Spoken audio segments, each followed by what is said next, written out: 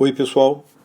Na aula de hoje vou falar sobre a formação da União Soviética após a Revolução Russa de 1917. A Revolução de 17 foi o ponto de partida para a construção da União Soviética.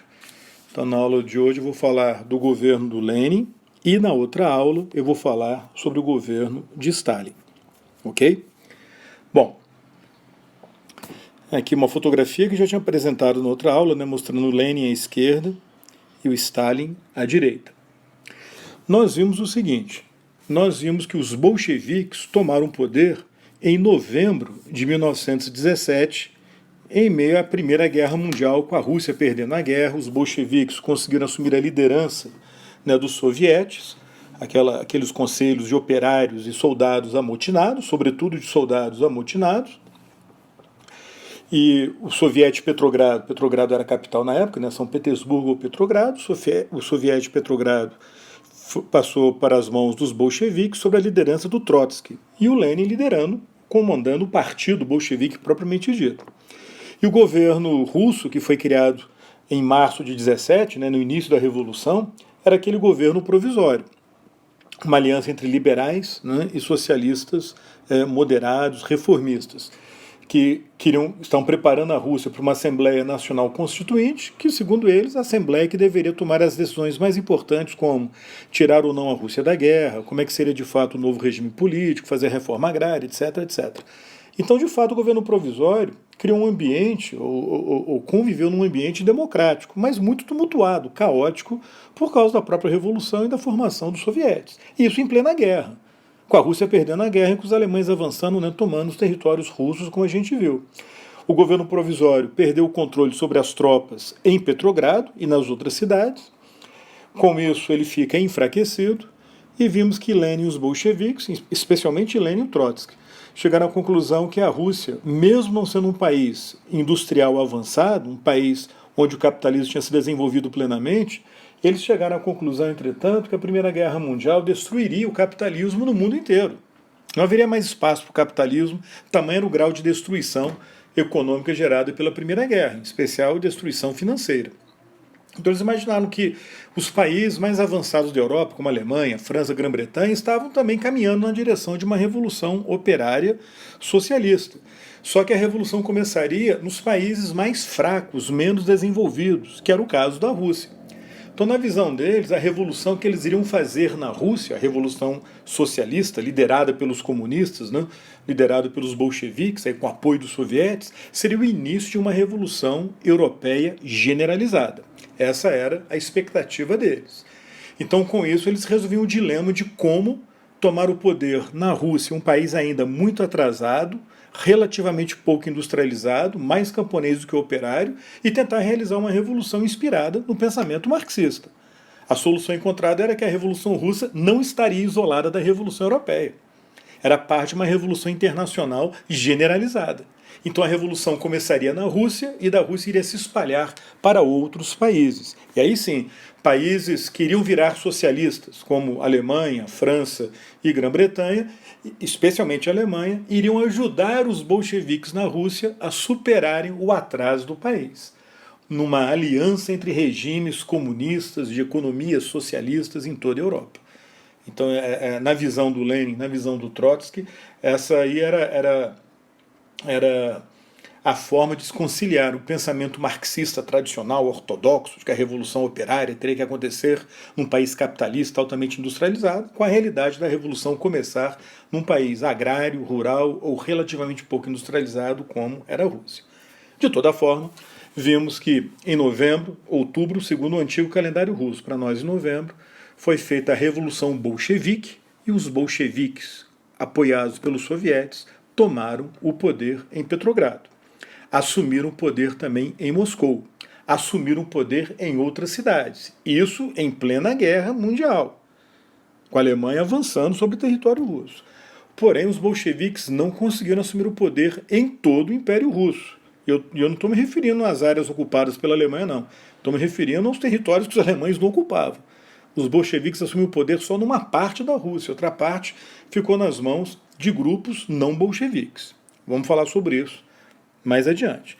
Mas foi nesse cenário que o Lenin assumiu o governo soviético, quer dizer, daquela parte da Rússia controlada pelos bolcheviques e pelos sovietes. Então, os aspectos gerais do seu governo foi durante esse governo de Lenin que se deu o início da construção do socialismo na Rússia.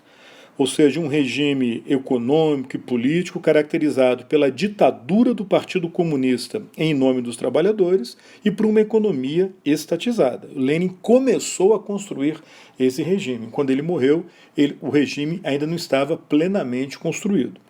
A ditadura do Partido Comunista já estava instalada, né, mas a economia não tinha sido plenamente estatizada ainda, como nós veremos.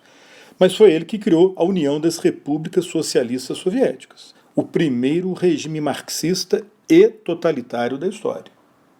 Foi o primeiro regime totalitário da história. Quais foram as primeiras medidas que Lenin tomou entre 17 e 18? Primeiro, vamos dar uma olhada em termos de política interna, doméstica. Bom, ele instala a ditadura do Partido Bolchevique, do Partido Comunista.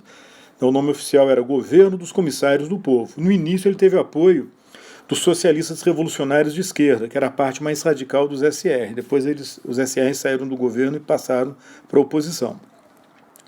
Então, no início, o regime não era plenamente monopartidário, porque dividiu pouquíssimos cargos com os SR, mas durou pouco tempo essa aliança. Não chegou a durar um ano. Foi proclamada a República Soviética Russa, com a capital em Moscou. A capital foi transferida de Petrogrado para Moscou porque havia o temor de que os alemães tomassem Petrogrado a qualquer momento. Como falei, a guerra continuava. A imprensa foi censurada, né, para evitar críticas ao regime bolchevique. Foi criada a polícia política, na época chamada Checa. Reparem que o Lenin instala a ditadura do partido, o Lenin impõe a censura, o Lenin cria a polícia política. Ele lança as bases de um regime totalitário. A Assembleia Constituinte, as eleições para a Assembleia Constituinte foram realizadas no final do ano 17, como previstas. Acontece, pessoal, que os bolcheviques levaram uma surra. Eles tiveram menos de 30% dos votos. O partido que mais teve voto foi o Partido Social Revolucionário, o Socialista Revolucionário. Ora, aquilo foi inaceitável para os bolcheviques. Ter a Assembleia Constituinte, que queria definir a Constituição, dominada por grupos que, mesmo sendo de esquerda, não eram os bolcheviques. Então Lenin determina a dissolução da Assembleia Constituinte, né, onde os bolcheviques eram minoria, e acaba impondo a primeira Constituição do país.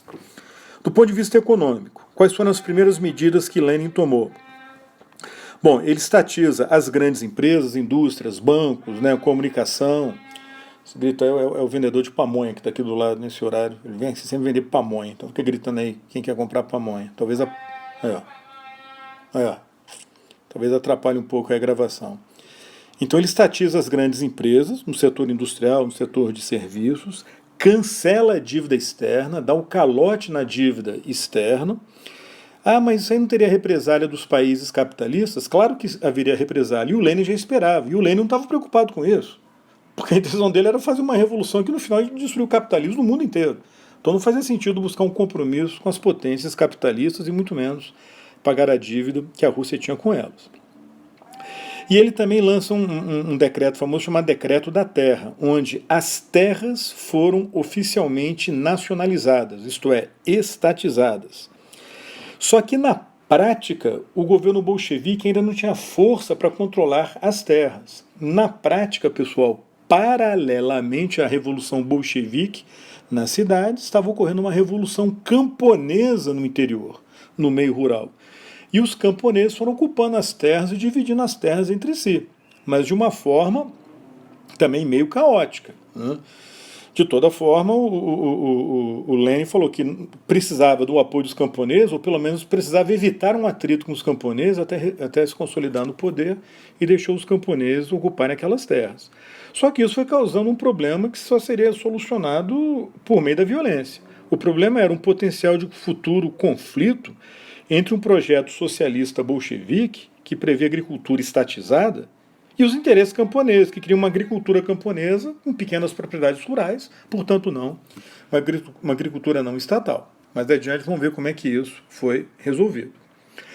Em termos de política externa, Lenin começou a negociação com a Alemanha para tirar a Rússia da guerra, foi uma das promessas dele, né, naquele lema de paz, terra e pão, e acabou assinando o Tratado de Brest-Litovsk, que nós já comentamos quando a gente falou da Primeira Guerra Mundial, assinou o Tratado de Brest-Litovsk com a Alemanha e com os aliados da Alemanha, a Áustria-Hungria, o Império Turco e tal. E a Rússia saiu da guerra derrotada, perdeu a guerra. E Lenin foi obrigado a reconhecer a independência de uma parte do Império Russo, uma parte que era controlada pelos alemães, direto ou indiretamente. Ele lançou uma declaração chamada Declaração dos Direitos dos Povos da Rússia, para dar a entender que ele reconhecia o direito daqueles povos serem independentes. Na verdade, ele teve que aceitar a independência porque os alemães controlavam aqueles territórios ou impuseram essa decisão essa realidade, né, para os bolcheviques. Então a Polônia ficou independente, a Finlândia ficou independente, a Ucrânia ficou independente, só que o Lenin depois reconquistou a Ucrânia em 21. A Geórgia, lá no Cáucaso, ficou independente, ele reconquista a Geórgia também em 21. A Estônia, a Letônia e a Lituânia ficaram independentes e o Stalin reconquistou esses 3 países durante a Segunda Guerra Mundial em 1940. Então, na verdade, a Declaração dos Direitos dos Povos da Rússia era só de fachada. A primeira oportunidade que os bolcheviques, os comunistas russos tiveram, eles reconquistaram os territórios perdidos. Lenin tirou a Rússia da Primeira Guerra Mundial, porém a Rússia ficou mergulhada numa guerra civil, que já era esperada pelos bolcheviques. Eles sabiam que haveria resistência armada contra a revolução que eles estavam fazendo. Nessa guerra civil, a gente vai ter 2 grandes forças se enfrentando, o Exército Vermelho e os Exércitos Brancos. O Exército Vermelho era o exército bolchevique, organizado e comandado por Trotsky, que era o comissário da guerra, como se fosse o ministro da Defesa. E os exércitos brancos eram os exércitos anti-bolcheviques comandados por vários generais que tinham pertencido ao governo provisório deposto ou que eram de tradição czarista, não tinha um comando unificado nos exércitos brancos. Foi durante a Guerra Civil que Nicolau II ele e sua família, foram executados, assassinados pelos bolcheviques, que temiam que os monarquistas conseguissem libertar o Nicolau II. Também durante a fase inicial da Guerra Civil Russa, ocorreu uma intervenção militar estrangeira da Entente. Estados Unidos, Grã-Bretanha, França, Japão, enviaram tropas para a Rússia para enfrentar os bolcheviques. Por que razão? Porque, num primeiro momento, essa Guerra Civil aconteceu ainda com a Primeira Guerra Mundial ocorrendo. E como os bolcheviques tinham tirado a Rússia da guerra e cedido territórios para a Alemanha, então, na visão da Entente, os bolcheviques eram, na verdade, agentes alemães, ou fantoches da Alemanha, tinham virado um protetorado da Alemanha, aliados, né, indireto da Alemanha. Então, para a Entente era fundamental continuar a guerra contra os bolcheviques. Aí terminou a Primeira Guerra Mundial. A Entente continuou no primeiro momento com as tropas lá, né, com medo dos bolcheviques tentarem expandir o comunismo pela Europa, então a Entente buscando um governo anti-bolchevique, né, mais próximo aí do interesse da Entente, para preservar o capitalismo, assegurar o pagamento novamente da dívida externa russa, assegurar os investimentos da Entente, da Grã-Bretanha e da França, né, sobretudo da França. Mas aí os americanos, terminada a Primeira Guerra Mundial, como a gente viu, eles retornaram àquela política de neutralidade. E com isso eles retiraram suas tropas da Rússia. Resultado, Grã-Bretanha, França fizeram a mesma coisa, a Itália a mesma coisa, o Japão, que tinha tropas também, foi o último, aliás, a retirar as suas tropas, né, foi o Japão, acabaram retirando. Sem o apoio estrangeiro e também sem apoio aí dos camponeses, o Exército Branco perdeu a Guerra Civil. Os bolcheviques venceram a Guerra Civil. Foi aí que eles reconquistaram a Ucrânia e a Geórgia. Durante a Guerra Civil, Lenin aplicou um plano econômico chamado comunismo de guerra. Teoricamente foram medidas de guerra total durante a Guerra Civil, para dirigir o esforço da guerra bolchevique contra os exércitos brancos. Na verdade, foi um pretexto que o Lenin adotou para tentar estatizar ainda mais a economia russa e criar uma economia sem propriedade privada. Por exemplo, ele deixou a terra nas mãos dos camponeses, mas confiscou a produção camponesa. O produto da fazenda camponesa, da propriedade camponesa, ficava com o governo. Aquilo naturalmente fez com que os camponeses deixassem de produzir excedentes, que ia ser confiscado pelo governo. A produção de comida caiu drasticamente e o resultado foi uma grande fome no país. Também foi durante a Guerra Civil que Lenin criou o famoso Comintern, a Organização Internacional Comunista, ou Terceira Internacional, porque tinham existido outras 2 organizações revolucionárias da esquerda antes do Comintern. Ela reuniu partidos comunistas de vários países subordinados ao Partido Bolchevique. O objetivo era coordenar a Revolução Comunista Mundial. Na prática, ela virou um instrumento do regime comunista russo. Quer dizer, os partidos que pertenciam a esse Comintern agiam de acordo com o interesse do governo soviético. Eu vou fazer uma pausa aqui e já continuo, ok? Não, aliás, fazer uma pausa e já continuo, senão vai ficar muito longo. Já volto.